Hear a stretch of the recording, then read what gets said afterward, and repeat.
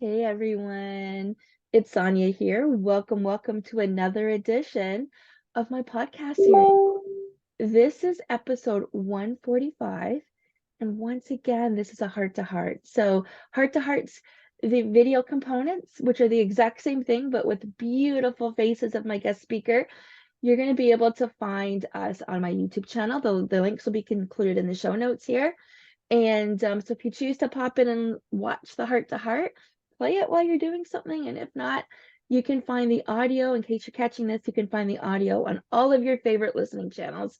So episode 145. Welcome, Valerie. Tell us a little bit about you. Thank you for having me. A little bit about me. So right now, I just wrote my first book. I published it in October. I moved into life coaching, and my goal is ultimately to get into public speaking. I love encouraging and, kind of being that cheerleader for someone who doesn't have someone, because that has really helped me on my journey. I didn't realize how much I was able to get done by just having someone in my corner saying, you can do this, you got this, I believe in you, you're a champion, like really empowering you. And so that's it's always been my passion to be like that, but now it's even more so because I've been through so many things in life. Be turning 52 this month or the end of this month. And so, you have all these life stories and these things you've been through, and it's okay, now I'm ready to turn around and help. I help a lot of women who are like in their 30s, 25, 30s, 40s that are, kind of behind where I've been through those things. So it's nice to be able to turn around and not necessarily they're going to listen to everything I say, but at least I'm a sounding board. And yes, I've been there, and I can share my, my stories and things that happened, the turnout that I had on my decisions. And it just helps them to think about their situations.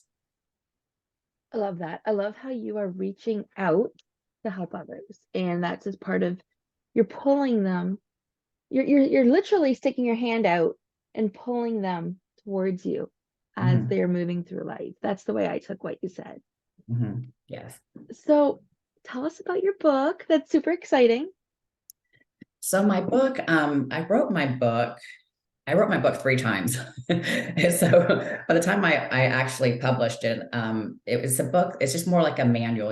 I wish at some point in my life, I just need a manual for life, like how do people, we all resonate with different people, right? So there's some people that are motivational speakers that, oh my gosh, I love them. And then there's some you kind of turn off. So it's just who you find that you plug into, right? So for me, I never plugged into anyone that I really connected with on a level that I was going through. There's a lot of mentor, motivational speakers and stuff, and nothing against that. But I wanted a woman. I wanted, someone that has actually, had kids, been through things, all the things that I'd been through. So I decided, okay, I'm going to write my manual from how I went from being like living in self-doubt. I was just surviving every day, like zero self-confidence whatsoever. And so, and how I turned that around, because 8 years ago I divorced.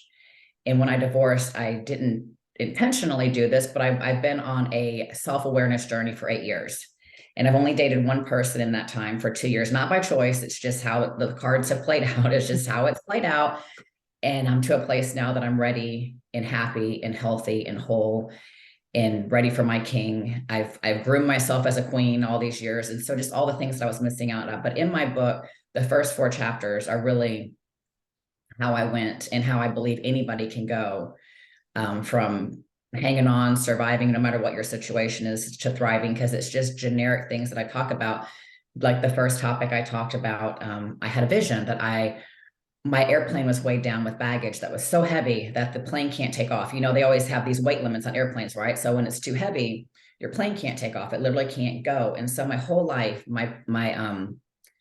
I've held on to everything, divorces and a lot of things I never had closure with, so you're always having that in your heart, like there was never closure, and that's not fair, and look what they did to me, and the list goes on and on and on, and it can all be right, but at the end of the day it hurts me because I'm so heavy and weighed down that I can barely breathe, and I'm having panic attacks and I can't function, and I'm just so heavy. And so in this vision it was like, now that you've spent these 8 years and you keep healing one by one and throwing this bag out and throwing that bag out and throwing this bag out and throwing 3 bags out over here and 4 bags out over here, and you finally got to a place that your plane is going to soar and take you to places that you've never been in your lifetime. Like you're going to be soaring to places you never thought possible because you chose to forgive yourself, forgive others, and to let it go so you can move forward. So my first step in the book is basically getting people to realize that forgiveness is not for the other person. It's really for you. And then another chapter, I go into self-love, what it is, what it isn't. We've heard so many things on it all the years. I just thought self-love was ridiculous. I don't want to hear that. Everybody tells me I need self-love. I have so much self-love. I love people so much that I probably smother them. I have it, but I didn't realize I didn't have it for me. It's a different thing, right? So by not having it for me, I didn't have boundaries. I attracted all the wrong things in my life. I didn't know how to say no to things. I didn't know how um to have intuition of what's right for me, what's not right for me. I just let all things come in. I didn't have any of that. And then my next chapter went into all of this self-talk in my head.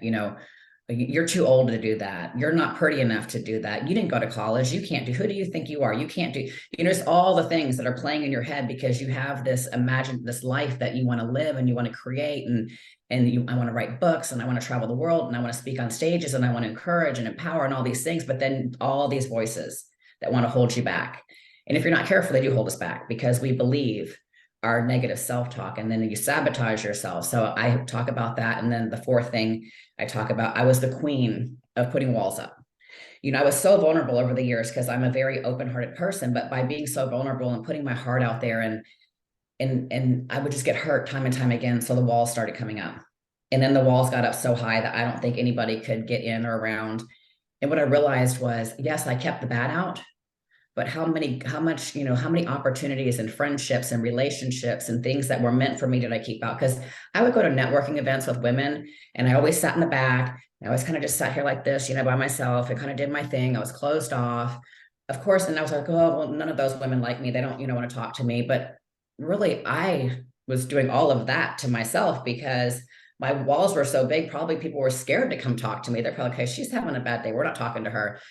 And by doing that, you don't get invited to things. You don't get asked to participate. You don't, because you're literally shut off. So it's like, how many things over those years did I keep out because I was thinking I was doing a good thing for myself? And to have true success in love and all the things you want in life, your walls have to come down. You have to be vulnerable. And so those are really the 4 steps in the first part of a book. And then there's more, but that's like I would say the main part of it. There's so much that we can take away and dissect from this, but my biggest piece right now, first of all, congratulations on your book. Thank you. I know that's the beginning. At 52, I know that's the beginning of the direction of where you want to go. Mm-hmm. You had mentioned that yourself, like the empowerment piece and the leadership piece and the stage presence. So I know for a fact that this is just the beginning of you, because having the courage to put your thoughts and feelings onto paper and have other people, and it doesn't matter who you are. So whether you're a self-publisher or whether you get a publisher, it doesn't make a difference. You are throwing that message out there to the world. Right. And that's not easy for anybody. A couple things you said that were really impactful, and it took you 8 years to get where you are today. We Mm-hmm. don't normally give ourselves that time. I know. Let's talk And about that. I don't want to do it again, but I will tell you, looking back, it is the absolute best gift I could have given myself because by doing that, the rest of my life will be the very best years of my life, hands down.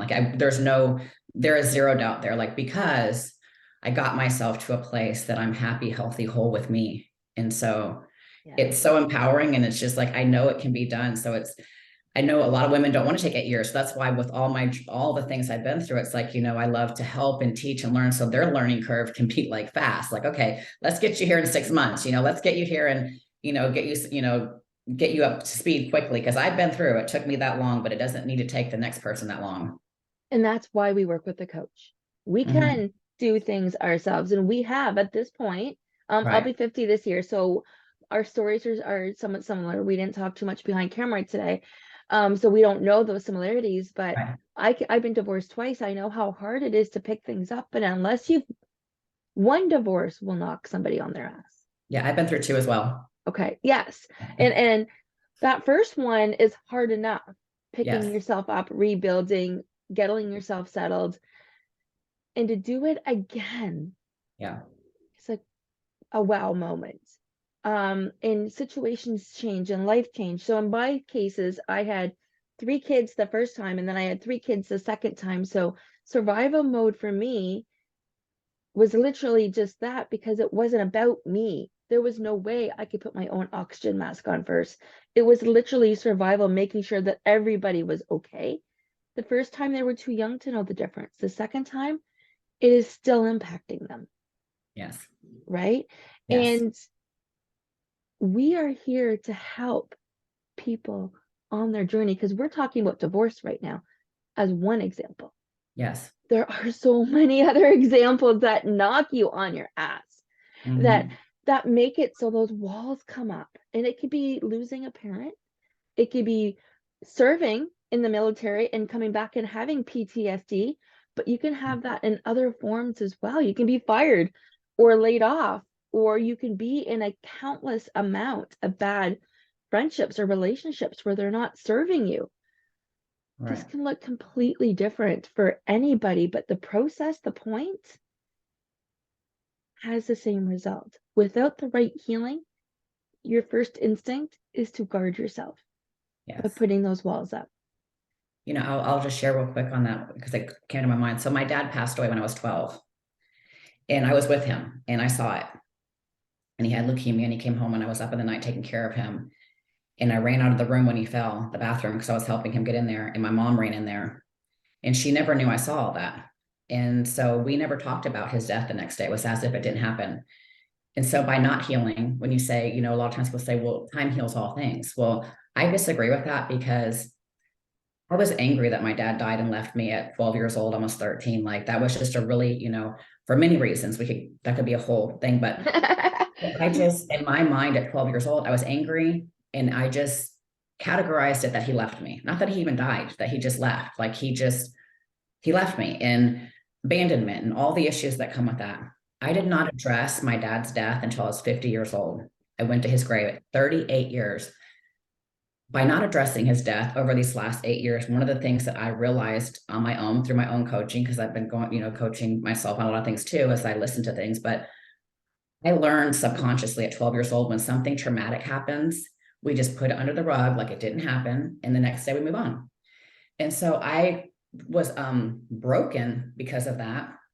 When my dad died, I began to have panic attacks in sixth grade. I didn't tell anybody. So then I became very quiet because I was scared.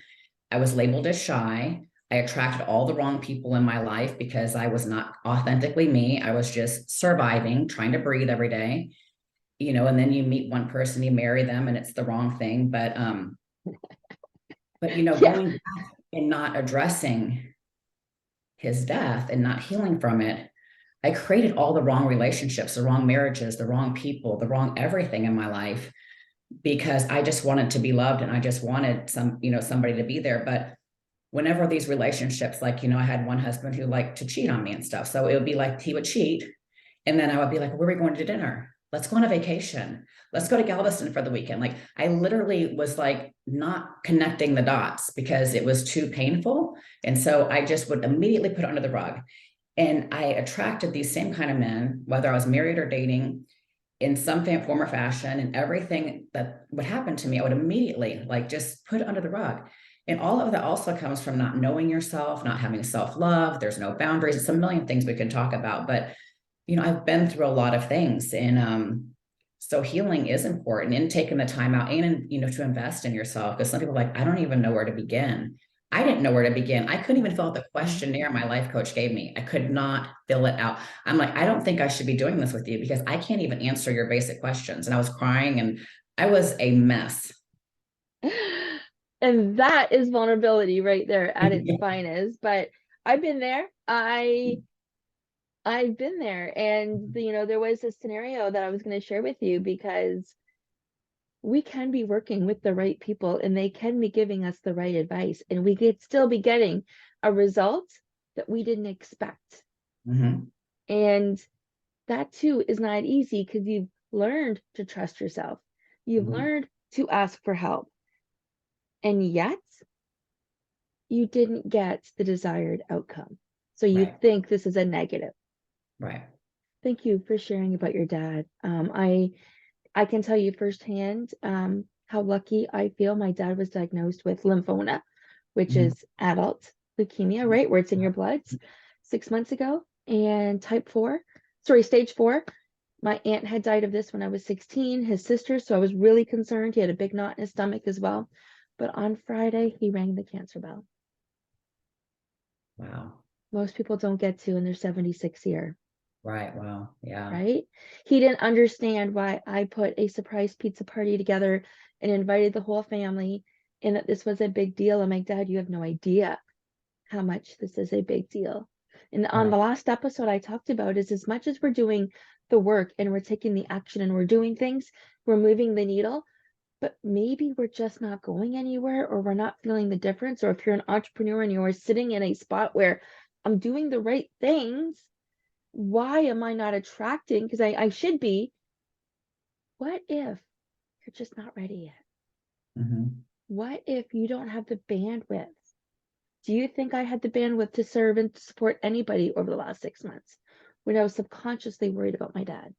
Right. Right? Of course not. As Right. much as I wanted to, Right. Right. it had to look different. This is where we have to tap into something bigger and trust that everything happens at the right time. Right. You did recover from your dad Mm-hmm. 52 years later, or 38 years later, you Yeah. said, Right. sorry, Yeah. Yeah. Yeah. right? Mm-hmm. But you didn't realize how your walls got up from that scenario. Right. And now you had labeled yourself in some cases as shy, as putting your head down, probably as an introvert, Mm-hmm. unapproachable because of your body language, right? So Mm-hmm. let's dive in a little bit about what it's like to have those walls up. When the walls are up, tell me how that feels. When the walls are up, it's I think you just feel alone. You don't feel like you feel a very not trusting anybody. It's like you're in this dungeon, this dark dungeon, and you're safe, but yet you just don't trust. And is somebody trying to come in or and you're just to me, it's like you're living in your head, but it's like you want all the things that are outside of the wall. Like you want peace and you want joy and you want love and you want this fairy tale relationship. Like I've always had this fairy tale relationship after my dad died, this man I'm going to live with, and he's going to sweep me off my feet and we're going to be married, never have a divorce and live happily ever after. And, all these wonderful things. And, life doesn't always turn out the way that we think. So, I'm living in these walls. It's okay. I'm living in these walls and I'm like, this is not what I want. So to me, it's almost like this love hate. It's like you're constantly at war with yourself, right? Because this is not what you want, but yet then you feel like, well, this is what I have to have because I have to protect myself from these things ever happening to me again. So I don't have a choice. I have to live here. I have to, keep myself in this situation because you don't understand all that I've been through. You don't understand everything that's happened to me. And at the end of the day, it's like, a lot of things do happen to us, unfortunate. A lot of things are out of our control. But just because something happens to you doesn't mean the rest of your life has to be controlled by that. Because what I realize whenever you do that, you're giving power to the person that hurt you to then control the rest of your life and to keep you in a bondage, to keep you like free from being authentically you and from finding the best version of yourself to crushing your goals and in your dreams and having that laughter. And it's not worth it. And it's in another thing that I realized, and it's a little bit in my book, but as parents, our kids are watching us more than people think. They don't say a lot and they don't, because I didn't tell my mom things, but there's a lot of things that what I went through was because of watching her and how she did things. And so whenever I became a life coach a couple years ago, I started coaching my kids. And I asked them because they're older. My youngest now is 20, my oldest 32. And so I asked my kids, I said, okay, I'm doing my life coaching, but I'm going to be doing it through Zoom. It's a little different. So can I coach you guys through Zoom? And it was very interesting, especially with my son, who he's my second born, and we were always very close, super, super close. But through the years when he went to college and stuff, he went down a path of being on drugs and going to jail and getting kicked out of college and off the football team in college. And, just everything was just piling down. And I wasn't understanding. I'm like, how, why? Like my child could have been a doctor. Like in school, he was so intelligent. He's so good looking. He's 6 foot tall. He played football. I mean, if you put it on paper, you're like, what are you doing with your life? Like, why are you going down this road? And so when I started coaching him, because it just broke my heart with this one, he started opening up to me because I listened. There's a thing, communication is key, but listening is the key of communication because you learn more by listening than talking. And so I know that's a cliche. We have 2 ears, one mouth, but it is so true. So And true. so So I true. listened to my kids, and he's like, Mom, and I would have never known this had I not just like been able to just keep my mouth closed, because when kids go through things in life, they all have a different takeaway from it. There's different personalities, there's different things that triggered them differently. It can be the same trauma, and everybody's going to come back with a different response. And half of the responses you can say, well, that didn't happen like that, but that's how they perceived it. That's how they took it. They're not going to heal if they can't heal from what hurt them. So I had to learn to just, okay, let them talk. My son was like, Mom, he said, my only two options were prison or the graveyard, because he said, watching you allow people to treat you the way they treated you, and watching you being so unhappy, never laughing, never having joy, never getting to be who you are. He said, that caused me so much pain that I had to get rid of that pain by doing things that were even more painful in your eyes, because otherwise I couldn't have lived. And he said, so that is the reason I went down that path and got on those drugs. And I didn't purposely do that. And that was very hard for me to forgive myself from that. That was like, when I'm talking about the forgiveness thing, I could forgive a lot of things, but forgiving myself, knowing what I put my kids through, because I didn't really think that it mattered to them. Like, okay, but this is my life. They're kids. They can figure out their life when they grow up. Our kids really do absorb and take in more than they'll ever tell you. And in my kids on my healing journey, I never told them once. I did go to my kids in the very beginning when I divorced and apologized to all of them and said, I cannot change the past, but I will change our future. And every single one of my kids have healed alongside me, with me not saying a word, not a word to them. Like, they're like, my son's like, Mom, I keep healing because you heal. I just watch you and I keep healing. And now he's a home builder. He has married, he has a daughter. My granddaughter's 6, and they're just doing really, really good. And it's like, but our actions and our, the way that we handle things, the way that we heal, it does matter. So one of my biggest messages to people is to unleash your inner superhero. And when I say that, we all have that's that authentic self. Back when you were like 10, 12 years old and you were just free to be you, like, find that person again, whatever it takes, because when you can just be you, it's like you just feel the weight of the world come off, because you're just getting to be the best version of you. And then when you can really tap into that, I have found that that's whenever the magical things in life happen, like, opportunities come up, new friendships come up, and just this new joy and happiness, because you're free. You're free. You're free to be that person that you were put on this earth to be, not what somebody told you to be. There's so much there. There is so much there. Yes, I agree with everything. I agree with tapping into your inner child and figuring out what she or he liked to do then. And because that's the thing, as adults in today's society, we have no idea what tickles our fancy, Right. right? Honestly, we Yeah. check the things off our list of things that need to be done, or our obligations. And I didn't share this with you pre-show, but I had my grandson spend the night, and I'm exhausted. Yeah. Um, I would have loved nothing more than to have my husband wrap his arms around me saying, "Hey babe, why don't you take a nap after your podcast?" And everything's, but no, that didn't happen. That was my expectations. And this is the thing. There's nothing wrong with me taking a nap, and I don't need permission to take a nap. And I certainly don't need somebody else's words to do that. Right. Back to our inner child, if we were tired, we would just take that nap. Exactly. But we overcomplicate things. And Mhm. my daughter came to me yesterday in my home office, and I could feel her energy.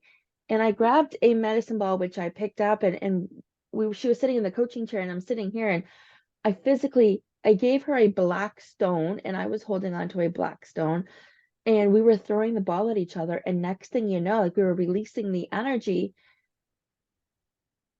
Next thing you know, she started bringing up the past and how hurt she was and how I did things wrong. And the laundry list of emotions that came from there, and the words, and how much she hated me and still hates me. And this all came up, and it completely changed the direction. And you and I are both being extremely vulnerable here. And this particular daughter is 23. She has been mature beyond her years, and we've always had that expectation, and not on purpose, right? She's one of those, I need to get out, I need to do things, I've got this world to tap into. And supporting that turned around to be what we thought was supporting that, turned around to be, oh, but you weren't there for me. You were never there for me. Right. And having these words come back makes you want to put those walls up. Mm-hmm. Having your son sit there and vulnerably share with you those choices, I'm sure impacted you as a mom, thinking, shit, how do I Mm-hmm. fix this? Because that's all we Right. want to do, right? Right. And it's Right. like, Right. Yeah. oh my God, I screwed up so bad that he either wanted to kill himself or go to jail. Right. Like that's, I can feel how huge that is. Right. I can feel how huge this was, which is why one of my modalities, and this is my personal training part of me, where we're throwing that ball, but we're releasing the energy. And if we're wearing black crystals, we're not picking up the other person's energy, right? Mm-hmm. We're releasing it. But I wanted to share with you how painful that moment was, and how I know how painful that moment was. Like, kudos to him for having the courage to open up.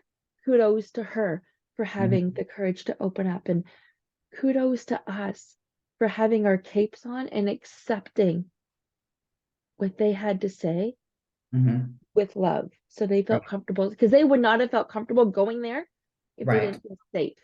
Right. Yeah. And that's huge. And the thing is, when the walls are up, light can't penetrate. When those walls are up, you can't grab a Right. hand and have somebody pull you through out of the darkness. Mm-hmm. When the walls are up, you are not serving yourself. You are, and I said this in a couple of earlier shows, but you're literally like a tortoise inside its shell. And Mm-hmm. maybe you're peeking your head up every once in a while, but no, it's not safe to come out. Right. Right.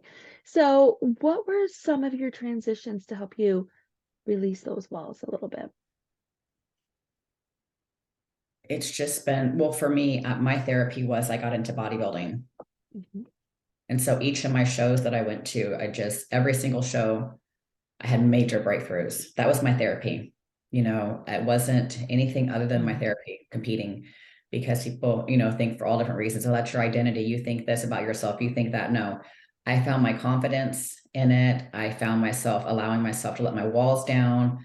I found myself letting myself just be free to be me and not, have the judgments of the world.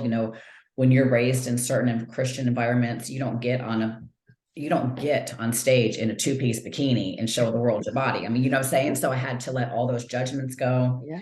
I had to do what made me happy. And even if I get out there and I get first place or last place, knowing I did it for me, to build my confidence and to grow in it. So that was really, I have to say, because each show, so the show that I did when I was 50, right after that show, I was doing a photo shoot, and I was driving by my dad's cemetery, and something told me to stop by his cemetery, and I didn't want to, and it said stop, and I didn't want to, and it said stop, and I didn't want to. And it was pouring down rain in Texas, buckets of rain, like the worst day possible, like, okay, another day. But I ended up doing it. And I went out there with an umbrella, and I talked to him, and I cried for an hour. And it was the most healing moment I've ever had in my entire life. But it's like when I was doing those bodybuilding shows, you're pushing yourself to such extremes in certain areas that you're like, oh, this flows over to other areas of my life. I can do this over here, and it builds my confidence. Like, wow, look what I did. I changed my body. I can change my relationships. I can change the way I see things. The sky's the limit. I can I can get there. I can do that. I can have those things. I can travel the world. I can write books. I can get on stages. That it's just little by little, it's they say confidence is a muscle, right? So as you're slowly starting to build it, like the first time I got on that stage, it's a long story for that thing, but basically I drove 3 hours by myself to my first show, no coach there, no one there with me. And I got on stage and I turned every which way wrong. I didn't know what I was doing. I was shaking like a leaf. There's 500 people watching me. Probably all of them were laughing because I mean, like, okay, what is this girl doing? Like, this is okay, poor girl. Where's your coach? Like, what's going on with you? And all I wanted to do in that moment was to run back to my hotel room and go home because I mean, I just felt like such a failure and such a, what am I doing? Like, who did I think I was to like get in a bikini and come out here on stage and like, what were you thinking? Like, that was not a good idea. Everybody that told you that's not a good idea and you shouldn't be doing that and you shouldn't be wearing a swim. Like everything was going through my head, right? Like beating myself up. But the thing was I had to go on stage 2 more times and to get away from the people that bring you back around is near impossible. So they swung me back around. Okay. So round 2 was a little better, but not much better. And then by round 3, see, I'm saying confidence is a muscle. By round 3, I'm like, okay, Valerie, pull yourself together. You've got this. I get out there.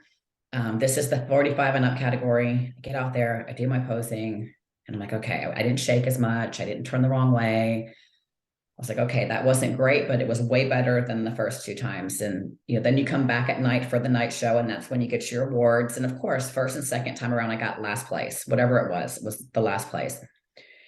And but that third time around, I got first place. And so it was just something about putting myself out there, doing things that are scary, doing things that are hard, doing things that people told me not to do, doing things, but knowing it's something I wanted to do.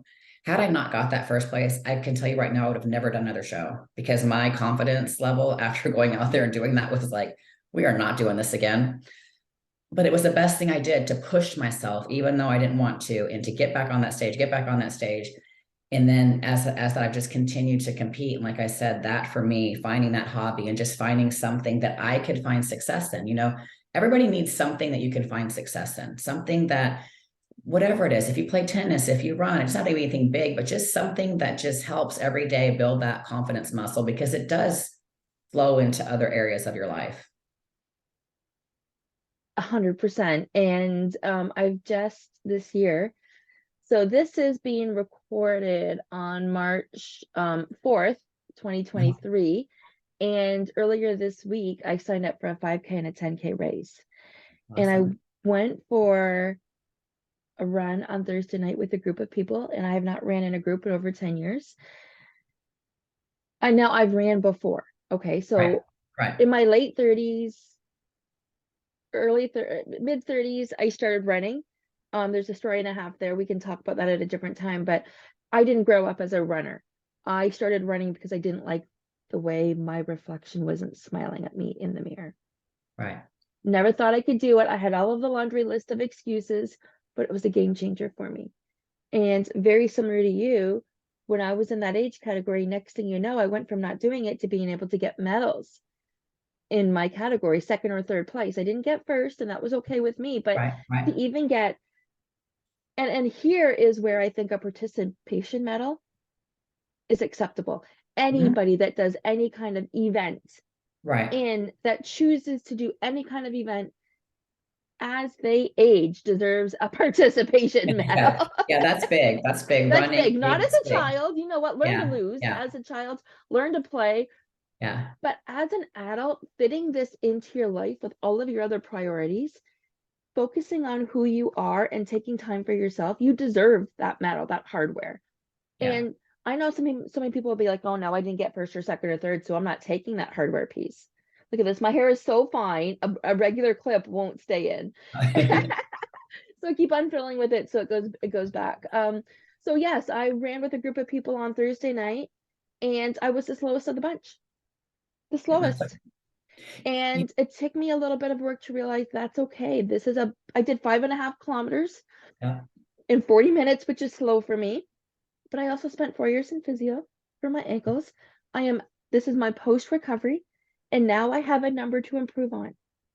That's awesome. I ran when I was trying to find my hobby, I ran the Houston Marathon because I had run some Oh, marathons and I'm like, well, I'm going to run one full marathon, 26 miles. And I ran with running groups, and even to the end, every single running group I ever ran with, I was always last finishing. And when I say last, everybody's at home already by the time I get back to my car. Like, I mean, I'm not even exaggerating. Yeah. Like I was trotting, but I wasn't doing it for other people. I was doing it because I wanted to finish. And so when I did the 26 miles, I finished it in like 4 hours and 57 minutes. I trotted the whole thing. I never stopped. And yes, people's times were way better than mine. But like you said, that accomplishment, it didn't matter. It didn't matter that I finished it. I did it. No, I didn't want to run anymore because that just wasn't my thing, but I did it, and I finished what I started out to do. And it does feel good. And that's, regardless if you're the last in your group every time, that's awesome. You're out there doing it. And it doesn't matter what it is. That's the thing. Right. We're talking about our childhood and the Yeah. superpowers and how that has inadvertently led to you and I both doing things that bring us joy, whatever that joy is. Right. And showing up for yourself isn't easy. Yeah. It's not, but you have to. Nobody else is going to show up for you. So you have to show up for yourself. And bodybuilding, going on stage half naked is not easy, and you are being judged. The only person that runs you when you judge is yourself. Right. Nobody is going to be there to say, you're not good enough today. That's you saying that today. That's me saying to myself, I'm a little disappointed because you could have done better than that. But I'm also saying, but you did it. Right. You didn't fail. You finished. You did it. Now let's improve. Right. Right? Yeah. When you can challenge yourself like this, you can pick yourself up from anything. Yes. You can grow from anything. So it builds confidence. Let's talk about how confidence is built into your day through some of the different modalities. So the topics, the pillars I like to bring up somewhere throughout the conversation are meals, movement, mindset, your relationship with money. And, we've talked a little bit about movements with the bodybuilding and the running and how that brings up confidence. So let's talk about how confidence leads into your mindset. So, I think confidence is everything, but I also believe that confidence it doesn't come for me from my thing. When I talk about it, you have to have some self-love. So if you can't even figure out how for me, I had to figure out self-love. And what I mean that is that I mattered and that I'm my longest relationship. There's no other relationship I'm going to have. So I need to invest in myself, need to be the best version of me, because until you can find some self-love, for me, it was near impossible to have self-confidence because I needed that self-love first to know that I was worthy enough and to get on that stage, regardless of how I did. I am valuable. I am, all of these things. And so it's baby steps. It's learning you, loving yourself, doing things that you're not used to doing. And then you see that you do it, and then it builds the confidence. Oh, okay, I can do that. It could be as small as every morning I'm going to get up and go for a 5-minute walk. I'm going to walk out. I'm going to walk way down to the mailbox, and I'm going to come back just to get some movement in. And it grows. And then your confidence is like, oh, I did that, and then before you know it, then you're continually, growing. I think sometimes people want confidence, so they want to go do these big, grandiose things. And they're so big that they've never done anything small, that then they beat themselves up because, oh, I can't do that. Like, if you were to tell me even 2 years ago, you're going to be getting on 2 podcasts a week and talking and speaking in public places, I would have looked at you like you lost your mind. Like, yeah, that's not happening. Yeah. But I knew I wanted it to happen. So I've had to do it in baby steps. It's like, okay. And so right now my goal, I've been getting on 2 podcasts a week on average. And it's like my training wheels. So when I do start going places and getting on stages and bigger places, it's like, I built my confidence knowing I know my story. I know what I'm sharing. I'm not just speaking out of, just whatever. So I do understand how to, share on topics and but we have to give ourselves some grace, and we have to know that it doesn't happen overnight. You're on your own journey. You cannot compare it to other people. There are some people that just are freaks of nature and they just have it. I mean, they may never have been a runner and they go out there. Yeah. And all of a sudden they're like in the Olympics for the 50-yard dash. And you're like, well, okay, I've been running my whole life trying to do the 50-yard dash. And you just try it like twice and now you're in the Olympics. I mean, you know what I'm saying? So there are some people that just have, and you can't compare because it's not your journey. It's your journey. I have lots of friends who are life coaches. I will never compare myself to them. I will never judge myself against them. I will never judge my value, my worth. I will never criticize them. I will only uplift them, because I believe if you show up in the world, your true authentic self, there's place for everybody, because there's people that will gravitate to you. There's people that would gravitate to me. There's people that'll gravitate to the next person. Doesn't mean any of us is better or lesser, right? We're all here to do our thing. So in building confidence, knowing that you can't be hard on yourself. So like, oh, but I'm doing this and I'm life coaching and I'm speaking, but my friend's a life coach and she's so booked, she can't even take all the people. And yet I'm out here trying and nobody's coming. I'm just giving like a situation, right? Yeah, Like yeah. you can't be like that. Like whatever you're doing, you do baby steps, and in the confidence, I believe, will come through practice, through just not giving up on yourself. You cannot give up on yourself. And that's huge. There's a couple of big pieces that you talked about here, and you probably have encountered this just like I have when you're talking to other people. Well, I have a coach. Okay, great. That's not what this conversation's about. You don't see a lot of coaches co-collaborating. Right. You don't see you're feeling more the competition with a lot of things still versus the collaboration. And the collaboration means I can learn from you, you can learn from me, we can empower more people together. It Yes. doesn't mean we are going to be delivering the exact same message the exact same way. And I like to say this because we talk today with similar experiences. I don't know your complete background. I don't know your complete education. I don't Right. know what you like to listen to for personal development. I guarantee you, although we have similarities, we have so many other differences that our approach is going to be different, Mhm. right? That Yeah. our outlook is going to be different. The way we say things and communicate, our approachability is going to be what attracts us to the right people. You could be listening to this or watching this and be like, one of my peeps that have been watching me for years and love everything that Valerie has to say and what she's doing, and perhaps you connect with her, and perhaps the reverse is also true for me. And Mhm. when you create space for your own level of confidence to grow, Yes. that becomes irrelevant. Yes, exactly. I have a co-collaboration with two other life coaches through one of my networking groups. I got them. I said, okay, let's meet and we're going to put together a mastermind class, because we all three have different things. And I said, we're not going to do anything like, oh, you get this person, you get that person. We're not doing that. This is like, we're going to go share our heart. We're going to share what we offer, this, that, and whatever happens, happens. We're just going to be we're not, there's no comparison. We're just going to be us, and we're just going to go and we're going to share. And then if anybody wants to work with you or her, whatever, then that's what happens. Like, we're not going to be, that's my person. Like, no, we're going to, like you're saying, you create that space, you put out what you want to put out. And like, I believe like we're like magnets. So I put out what I want to put out, and then I'm done and I go about my way. And then those that are for me will attract to me, because they'll be like, okay, I need to have a coaching call with her or something, what I'm saying, Yeah, or the yeah. next person. But I I have grown up looking back with so much jealousy around my life from so many people, just on weird levels. And I didn't even realize all of it.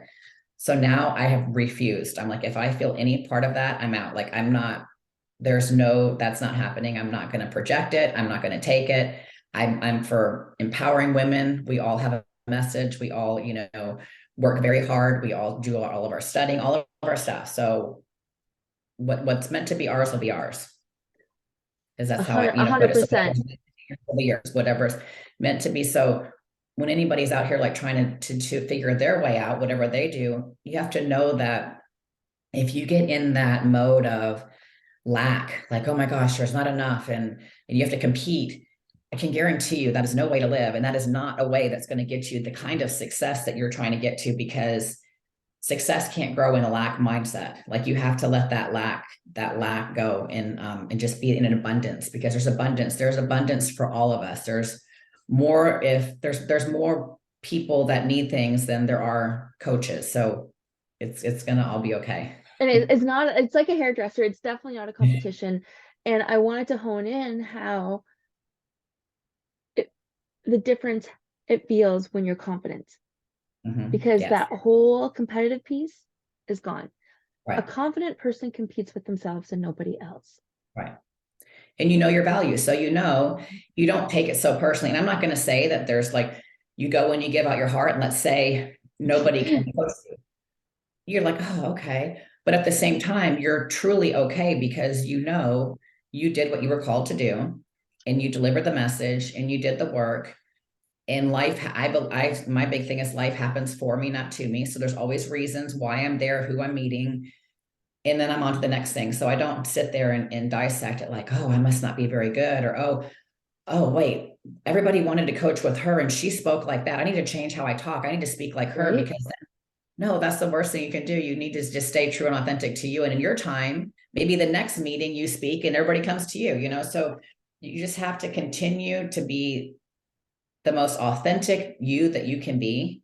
And I truly believe that when you are just truly authentic you, and you're not like, you're unapologetically just you, right? Yes. That's just the best way that I have learned and grown. And it's taken me a long time to get there, because I used to always dissect things and analyze and what I do wrong, and why this and why that. And it's like, okay, that's so exhausting. It It's is such energy, exhausting. it's such low energy, and it's so exhausting. And you're like going, okay, not doing that anymore. But it is a process. I mean, it is, like I said, it's always a learning. That's why you're always investing in yourself, always educating yourself. I mean, I'm always listening to things every single day. I'm listening, learning, growing. Like, it just never ends, right? So some things I might listen to and be like, oh, okay, you take the good, throw the bad out, whatever. But I'm always open. I'm never closed-minded. If somebody says, oh, you're saying that wrong or doing that wrong, okay, cool, let's talk about it. Like, why do you say that? Like, I'm not going to be above to block them out, but at the same time, I'm still going to stand in what I truly believe. But I'm not going to have this war of like, just getting more and more confident in what you believe, what you stand for, what your core values are, and what your purpose is. When you know your purpose and what you're meant to do, it doesn't really matter if you have haters or people want to say things about you. I'm not for you then. Or if somebody, like my book, I did get some flack of, oh my gosh, you have a picture of you in your suit on your book, no one's going to buy that book. I don't want my husband seeing that. Okay, perfect. I'm not for you.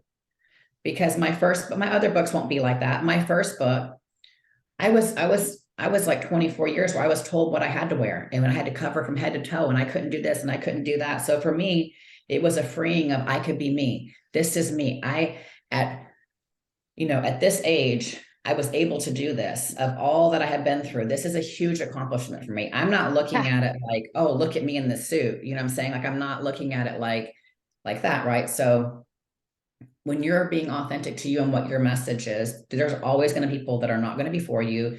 They're going to have their naysay moments and this, that, and the other. And it's okay. It's truly okay. I'm just not for you. Maybe it's someone else's.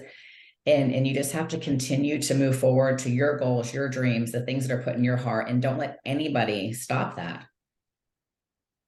100%, 100%, because there will be people that will comment on one thing or another, and they're just not your person. And that comes again with confidence. Yeah. So you talked about how you're always learning and growing.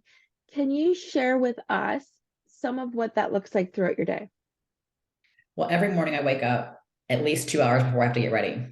Always. So I it's always going to be something positive I'm listening to, or I listen to, I have one lady that does energy, and she's talking about listening to the 528 megahertz and the 432 megahertz. So sometimes I'll just turn that music on for the brain waves to just, you know, I don't really fully Sorry, what did you say? 520 megahertz and 528, and she had me do 432. So I don't know, with my energy, she's like, your brain needs to hear these brain waves. So I don't understand all the frequencies. I've kind of listened to some of that. So it's very interesting how our it body is. frequencies. Yeah. So I'm like, okay, that's, you know, and then I like to I find my certain motivational people that I listen to that really will speak to me. And I mean, I listen to people all the way from Brene Brown to Tony Robbins to Joe Dispenza. I love Joe Dispenza, all the stuff on the mind and the quantum field, all the stuff he talks about. Sometimes I have listened to him many times to understand what he's saying, but he's brilliant when it comes to your mind and what it can do. And even if I wasn't raised that way to understand all of that, I'm still open to learning, because it's what's changed my world. It's what's changed my energy. And to know, there's balancing your body. Every cell in your body's energy. And so if we're energy, one of the ladies had me do grounding work, okay, be barefoot, go in the grass if you out, several times a day because you're grounding. And some of that before I was like, what are we doing? Like, this is like woo woo. But then it's like, okay, no, I'm going to really understand. And lots of chiropractors recommend it. And I'm like, okay, this really isn't woo woo. There's so much energy in the ground, and our feet are the most energetic part of our body. So they were saying a lot of that anxiety issues and anxiety problems, all that energy goes up here to the heart, and we need to get it back down to grounding. And so people, when you can really understand, so just for me, it's just always being a learner. Like I always want to, what books are out there, and absolutely love the book, The Audacity to Be Queen by Gina. Oh, there we go. Say it again. The audacity. The Audacity to Be Queen. And her name is Gina, and I have to look it up for you in a second. I can, but I listened to that book first on Audible, and it was so good that I had to go back and buy the book because there were so many things that I wanted to go through on that. Because for me, and I'm still in my dating world, looking back, I dated people that weren't kings, and a king is going to provide, protect, he's going to uplift me, he's going to let me do me. And have my, gifts and talents, and he's going to encourage me, and he's going to want the best for me. Right. In all those things. But a lot of times us women, we don't groom ourselves to be a queen, but yet we want a king. Right. But we're not groomed as a queen. Well, kings look for queens.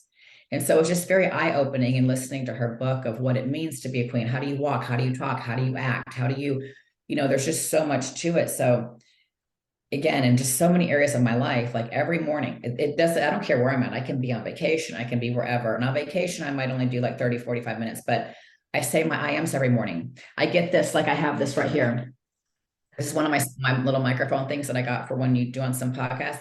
And I pick this up. It's a symbol. And I say, I am a world-renowned speaker. I am a best-selling author. Like I put things out there, like I'm lining it up. I'm speaking it. I'm acting as if it were so, right? Am I today? No, but I know I am, right? It just hasn't all come together. So I think, your morning is so important to start it out in a positive, manner. And it doesn't mean that your day is going to turn out perfect. It doesn't mean that I'm living in woo-woo land that, I just think everything. No, because life is like 99% of how you handle the challenges that come your way. So when you're positive, like I've had more hardships and challenges head my way than most people have in a lifetime, but I'm still going to show up. I'm still going to say these things. I'm still going to say, the rest of my life will be the best of my life. I will still speak out the things that I am and having. And so literally every morning, I don't even care if I don't feel that, like I'm going to get up here and I'm going to say it. There's days I'm like, okay, but I mean, I make myself, I'm like, Valerie, say it with some enthusiasm. Like, you got to say it like you mean it. And it's so interesting that when your subconscious starts lining up with the things that you speak, when the things that you want happen, it's almost like they just happen simultaneously. And it's not even like that it's a big deal. It's like, oh yeah, I've already known. I am a world-renowned speaker and I am a best-selling author. And then when it happens, it's like, oh, okay, because you have taught your subconscious, you have taught yourself that this is who you are. Even though I don't see it today, this is who I am. This is what my purpose on this earth is to be. This is what's going to happen, and it will happen. It will line up. So power in your words. I mean, I'm so big on that every single day. I mean, I will tell you, I have more negative thoughts come to my head than probably most people. I'm not even lying, because they do, but you will never hear me say them. I will never say them out loud. My kids are like, Mom, you don't ever, I speak out the opposite. Whatever is trying to come and tell me like, oh, that bill you just took on is too expensive. You can't pay that. I'll say, money comes to me in expected and unexpected ways. Yeah, Every day. that's one of mine too.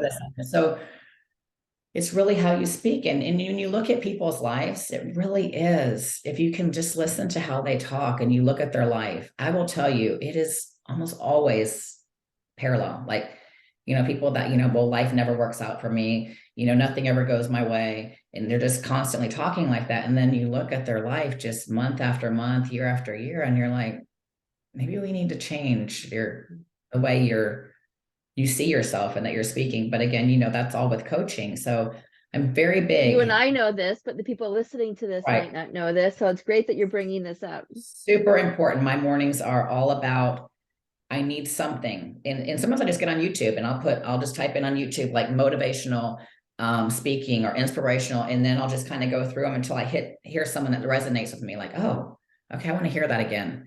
And then I'll save those. Some of them I like, I'll save. So I'll go back and listen to them again, because if it's really good, I want to hear it again. Okay, what did I miss? What did I not get on that? I take notes. You know, we should be, like I said, your longest relationship with yourself. You should want to figure you out in to become that best version. But instead, most people, including myself in my past, I'm not saying we want to fix everybody else. Well, you should do this and you should do that and you should. But then when you look in the mirror, you're like, I haven't even done this for myself. So I have since just turned it on me. Like, you know what? I can't control anybody else but myself. Because at the end of the day, I don't even care. You can't control your kids. I mean, you want to think you can, but you really can't. You You can can't. You manipulate can't. them. You can like scare them into things, or I'm gonna take your credit card away. I mean, you can, but at the end of the day, if they want to do something, you have no control. Well, You we only have witnessed this control last over night with our grandson. We gave him a fork to eat, and he started banging it, and we took it away. And then he had a full out tantrum, and we were like, well, we're going to give you this fork again, but no banging. We gave it to him again. He banged. We took it away, full tantrum, third time. And this time he went and sat on the couch. We made him go and sit on the couch. You cannot control right, another person's behavior. right, We've tried. right, We've right. had multiple divorces. We can tell you, Yeah. and the best way of changing somebody else is changing yourself, Yep. because that is the only change that can happen. Right. So I love how you share with me that you not only tap into a variety of different people when it comes to your mindset work in the mornings, and the hurts that you listen to and the I ams. Um, I actually tap into my favorites, which is Bob Baker. I listen to for affirmations Okay. while I'm getting ready. Uh-huh. And the other one is Esther and Jerry Hicks with the Teachings of Abraham. So Okay. it's mainly Esther Hicks right now. It talks about the law of attraction. And I'm sharing these because, again, the audience that's listening to this, they're gonna either love your suggestions, which you talked about, Brene Brown, Tony Robbins, Joe Dispenza. Joe Dispenza has an amazing walking meditation. Yeah. Oh yeah. And every time you listen to this, your back is a little straighter, and you're a little bit more in your superpower. And it's great. And it's not a matter of who you follow. You could be listening to Valerie's podcasts or shows. You could be listening to mine. It's that you do something Right. to change your thoughts and to let you know there's a different way of moving forward. Yes. So mindset, meals, mindset, movement, we've tapped in on pretty good. Let's talk about meals and how your relationship with money has evolved over the years. And when I say that, I mean like AKA stress. And that's because we both know this isn't our first rodeo in life. We're not in our 20s thinking everything is going to be a certain way, like the fairy tales. Our relationship with money changes over the years. But fundamentally, it's our relationship with money that makes or breaks a lot of our decisions in life. And you tapped on this with your I ams. There's a couple of powerful affirmations that I say, and that is every dollar I invest, I get back 10 times the Yeah. amount, Yeah. right? Money comes to me in expected and unexpected ways. Mhm. Money sticks to me as it flows to and through me. Mhm. Um, so how is your relationship? So I want to hear about those two things. Your the way you look at meals and fueling your body, and how your relationship with money has changed. I really had to change my relationship with money because, like I said, being a stay-at-home mom all those years, I never had a really good relationship with money. I just thought, if we're paying our bills, we're doing good. Um, I wanted more, but I just didn't really think I deserved more. I just thought, okay, we have a little house, we have enough groceries, we're able to pay the electric bill, we're good. I just had a very scarcity mindset. And then I started hearing some teachings on how money's just energy. Mhm. There's abundance of money. There's so much money in this world that it would, if you could just open up your mind to see the currency and how it's traded and how it's this and how it's that, and it's really not that scarce. But when you just live in your little little world that's all you see, you don't realize like it's there. It's meant to be traded for services and goods and this and that and the other. And also, in coaching and different things, when you know your value and I had to work on this, when you know your value and this is why when I got my life coaching certification 7 years ago, I didn't do anything with it because I'm like, okay, I can't charge that much. Like, I don't even have myself figured out. I really had a hard time with it. I'll just do it for free. So I would just coach my friends and in situations they're going through. And that's just what I did for like 5 years. I'm not going to charge them because I didn't feel like I deserved it. Right. I didn't feel like that. I just felt like, well, why wouldn't I just do this for you? Like, I'll just give this to you. So my relationship with money just wasn't there. I didn't feel deserving of it. I didn't feel like I deserved more. I didn't feel like that was for me. But as I have grown and as I have found self-love and as I have found, and I would ask myself the questions, what's different for me than the women that live in that neighborhood over there? That, money is not their battle, right? Because they have abundance of it. What's the difference? It really is a mindset. It's really how you see it. You can't have that scarcity mentality. When you have money, you hang on to it. Like, you do need to learn how to invest it. You do need to learn how to, not to be so like tight with it, right? Because it's energy, so it's coming and it's going. And for me, just having those visuals and just realizing my value, and even when I do my coaching things, I'm not the most expensive life coach, but I'm also definitely not the cheapest by any means.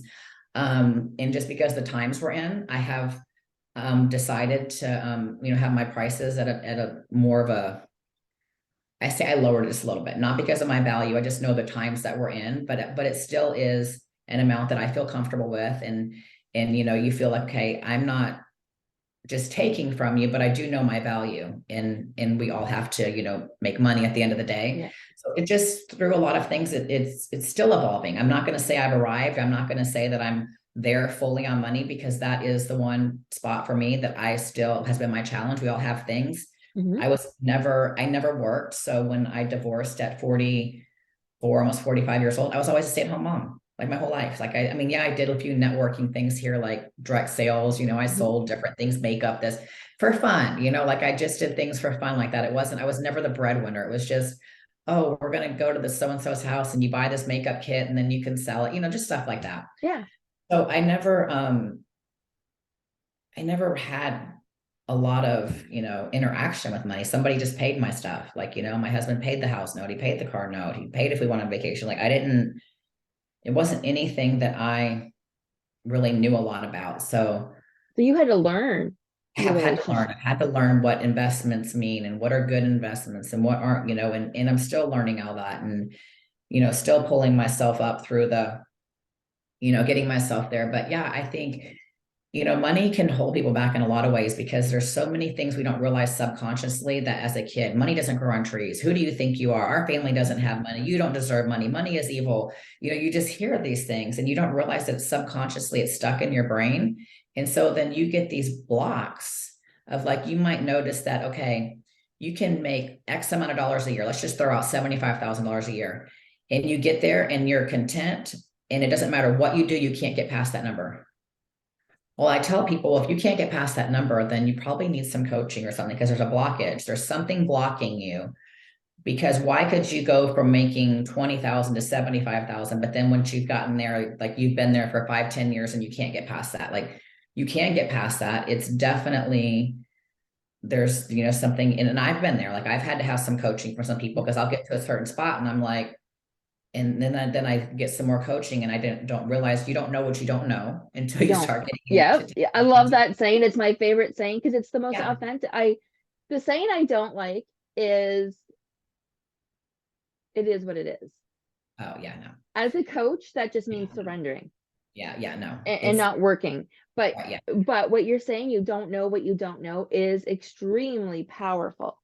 Right. And then as you get in your talking, and then you have these aha moments, and you're like, oh, I can make $1 million a year. Oh, I can make 2 million a year. It's just energy. It's just money. It's just this. You just don't get so attached to it. You start doing the actions and you're doing the actions, and you're just letting what is to come to you. Like it's a weird thing. It's a mental thing. Like it's hard to explain to, unless you're like working with it with someone, right? You're like, you do all that you can do, and you're putting it out there, and you're just trusting, knowing that it's all going to come back. And for me, when I've gotten to this place, it actually does. It's so weird how it works. It's like the energy. I just keep myself for myself. I've been doing a lot of work on feminine versus masculine energy. So Oh, I've I really talk about that too. Yeah. I'm keeping myself in the feminine energy, because before I was so masculine that, I mean, I was burning the clock from 4 a.m. to midnight. Go, go, go, go, do, push, push, push, harder, harder, harder, more, more, more. Like, you're just making these things happen, and then things aren't happening, and you're frustrated. And so I had to I had to unwind some of that and be like, okay, I need to be in my feminine energy. And what that means is I work smarter. I put all my things out there. I do all that I'm to do. I learn all I'm to learn. And then I put things out, and I might say, okay, I have this program I put out there and this, and I just have to stay knowing that I've done the work, and the right people are going to come, and they always do. It's so hard to explain how that works, but it works. And it's interesting because that will not work if your price is too low. That Yes. will, right? Honestly, you could be offering a program that just is not an energetic match for your own value.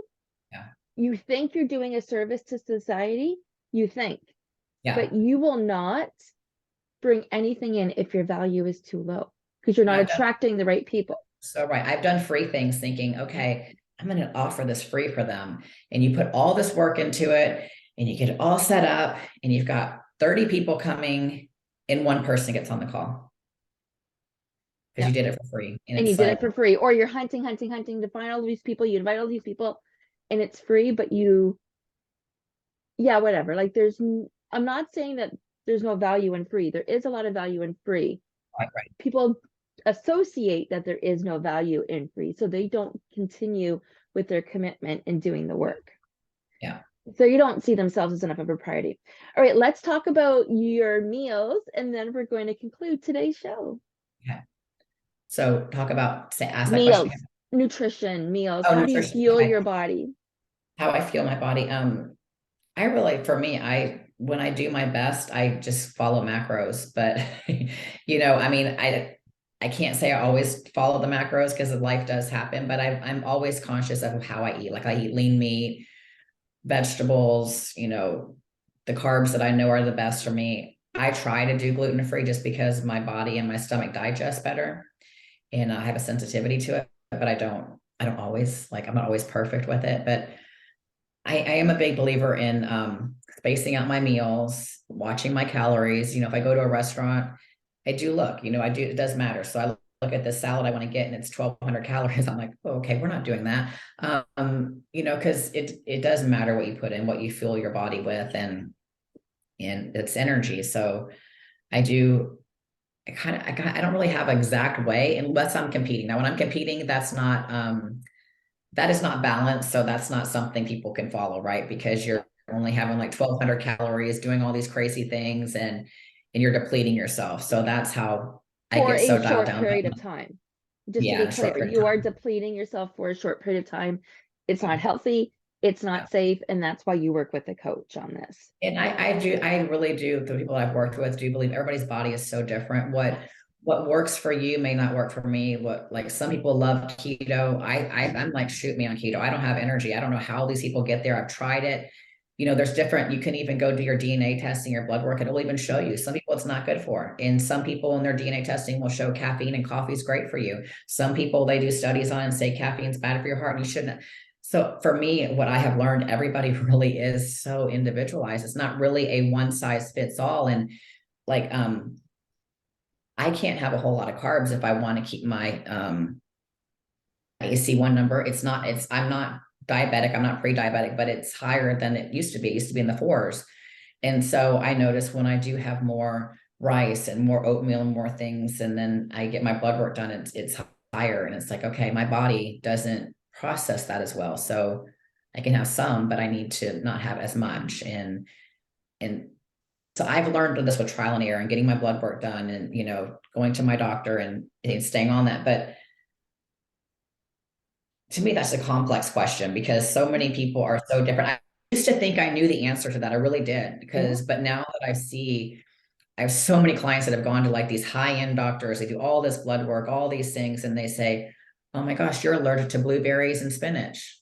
Okay, well, I'm thinking as I'm writing their meal plan, you can have spinach here, blueberries a little bit here, like, and then it's not, and it's like, and that's why they're bloated and all these things, because it causes severe inflammation in their bodies, and so I mean, And it's just to educate for just a second, again, for those listening to this, both blueberries and spinach are considered superfoods, which is why that they would be considered as part of most meal plans, right? So unless you know that you're allergic, that you have a sensitivity, or how it has an internal reaction to your gut health, your GI tract, your coach wouldn't know that because these are yeah, superfoods. Yeah. yeah. Yeah. And like you said, the gut health is everything.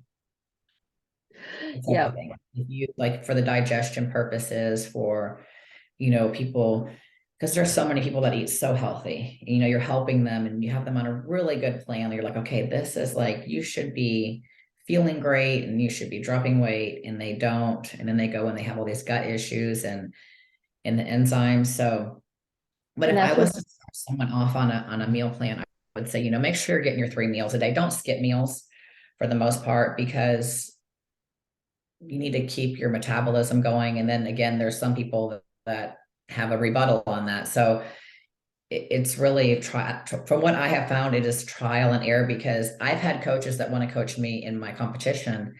And I try to tell them I can't have this, this, and this. And they're like, I'm the coach. You're going to do what I say. And then I get to the end and I'm like, see, my body's not where it should be, because I know my body, but they don't want to listen. So I've coached myself the last several shows. but it didn't start there. You didn't start there. Yeah. So It, you're learning your body. So yes, take advice, but if you're feeling weird, or you're feeling like you have to listen to your body, is what I guess I want to say at the end of the day. You have to listen to your body.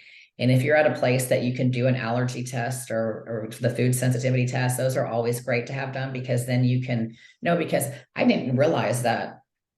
I just didn't put it together that when you're eating foods that are on that sensitivity test, all it does is cause your body inflammation. Well, then what does inflammation cause? It causes all kinds of everything. things. So you want the least amount of inflammation in your body possible. So if because blueberries was on my thing, it was very high for me for inflammation and sensitivity, and I love blueberries, and I was having them all the time, and I'm realizing, okay, so but then I could have strawberries, so it's like, okay, I'll switch it. So just by knowing those things, and doesn't mean I don't ever have blueberries, because I still do sometimes, but you want to keep your body with the least amount of inflammation as possible. And on that note, inflammation doesn't make you feel good. It's harder to move. It's Mhm. harder to squat. It's harder to put your socks on. Inflammation makes everything 10 times harder. And it's the foundation for almost every single disease that's out there, from diabetes to heart attacks. Like, we could talk about this on a different day. But let's go back to something that you said as we're summarizing the meals and nutrition. You started it off by saying it's about how you feel. Fast forward to the end of the conversation about this particular subject. And again, you said it's about how you feel. And that is the biggest takeaway that I want people to lean into. It doesn't matter. I like to work with macros and helping people find the macros that work, but I know a lot of people like to count their calories.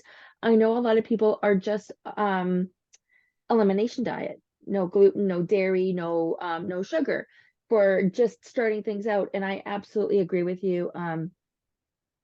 In my professional opinion, keto is not sustainable. We need carbs for our Right. brains.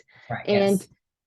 if you can't eat something from, if somebody tells you that something naturally grown from the garden is not good for you, I want to tell you to give your head a shake. That's how Yeah. passionate I am about keto not being an option. Give your Right. head a shake. A potato is not bad. A Right. carrot is not bad. Right. Oat is more of a grain. It's more of a superfood as well. Like oatmeals, it should be considered um not as a carbohydrate, but at the end of the day, if your food does not fall into fat or protein category, it is automatically carbohydrates. The problem is most people are going into change without education, without a coach, without somebody directing them, and without somebody, most importantly, letting them know it's how they feel that matters. A one-step progression of feeling better is progress. Yes. And that means you're on the right track. If eating Absolutely. the right foods make you want to move your body more, that's up a couple of notches, right? Like that's what Yes. we're going for here. So as we summarize today, as we put everything together, what is the biggest takeaway you want to share with the audience? Even like we're talking about, listen to your body. It all goes back to be authentic to you. Your DNA is the only DNA in this world, right? You're that individualized. You are that much of a special person, right? You are truly, there's not another one of you. So what works for you in any area that we've talked about may not work for somebody else, or that's why we don't want to copy. And you really want to get to know you on all levels with your health, get to know yourself, emotionally, physically, like get to know who you are in what makes you feel good and what makes you happy and what makes you thrive and be a better person, and gets you out of your shell and gets you moving and doing. And some people with exercise would never exercise, but yet they absolutely love yoga, but would have never known it had they didn't try it, so you have to be willing to have an open mind and continue to try things until you find what works for you. And don't just look for someone to tell you, because even people that are certified in things don't always know, because they don't know your exact DNA in your body and all these things that's going on. So take it with a grain, of course, listen, and try it. But if you're not feeling it, continue to keep exploring till you figure out what works for you. And the right coach is going to ebb and flow you through the different stages, and you're going to be feeling confident enough to say, this didn't work, and it's not an excuse. Here's my feedback. Right, And right. sometimes you have to go through a process because we're trying to help you step out of the way of your excuses. Yes. Oh, okay. So my headphones are just about to die, so I know we are coming to an end. I want to thank you for showing up today. Before we go, show me your coffee cup. I know you brought one. Oh. Be like a boss. No, it's moving. Yes, it's like a boss. And one of my Like one a of my boss. Mine says hot mess. I actually was drinking water out of it for the last two shows that I just did back to back, and I went to have a sip, and I'm like, oh, and that reminded me to talk about coffee cups. And the reason why coffee cups come up in my conversations, and I've done a separate episode on this, but it's one small thing every day that brings me joy, is choosing my coffee cup. Yeah. One day I will know I've made it, because the hardest choice I have to make is, which coffee cup do I choose today? That means to me that I have achieved time freedom, Right. that I have achieved balanced energy, that Yes. I have achieved financial freedom. Yes. Yep. All right. We are sending you both so much love and joy today. Make it an amazing day. And thank you for showing up today, Valerie, for being a guest. And thank you, everybody, for being a part of the show. We're going to have links and references in the show notes. And you can reach either one of us at any time. Thank you.